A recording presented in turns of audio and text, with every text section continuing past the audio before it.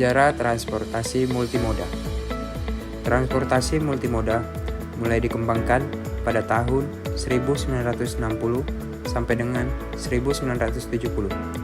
Seiring berkembangnya revolusi peti kemas menggunakan kontainer, di mana pada waktu itu transportasi multimoda digunakan untuk mengangkut logistik dan peralatan perang dari Amerika ke Inggris. Definisi transportasi multimoda adalah pengangkutan barang dengan paling sedikit menggunakan dua moda transportasi yang berbeda dalam satu kontrak dokumen dari satu tempat dalam negara, di mana barang tersebut diambil oleh Operation Multimoda Transport ke satu tujuan pengiriman barang di negara yang berbeda. Ada 4 syarat di dalam transportasi multimoda, yaitu minimal berada di dalam 2 negara, minimal menggunakan 2 moda transportasi yang berbeda, berada dalam satu kontrak, dan berada dalam satu dokumen perjalanan. Sedangkan kepanjangan dari MTU sendiri adalah orang yang mewakili diri sendiri atau orang lain dalam menandatangani perjanjian multimoda transport atau sebagai prinsipal dengan diasumsikan sebagai penanggung jawab kelangsungan kontrak.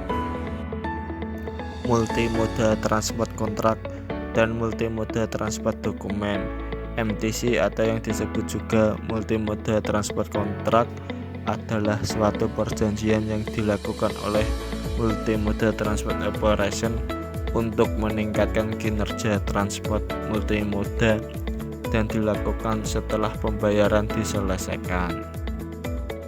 Multimoda transportasi dokumen adalah dokumen yang menjadi bukti perjanjian transportasi multimoda atau NTC yang melibatkan pihak MTO dengan menginstruksikan pihak MTO untuk mengirim barang sesuai isi perjanjian.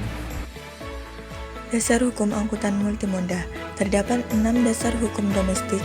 Yang pertama, PP nomor 8 tahun 2011 tentang angkutan multimoda dan PP nomor 8 tahun 2012 tentang penyelenggaraan dan pengusahaan angkutan multimoda.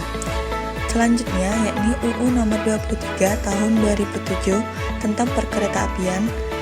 Poin yang ketiga yakni UU nomor 22 tahun 2009 tentang lalu lintas angkutan jalan. Selanjutnya yakni UU nomor 17 tahun 2008 tentang pelayaran. Poin yang kelima yakni UU nomor 1 tahun 2009 tentang penerbangan.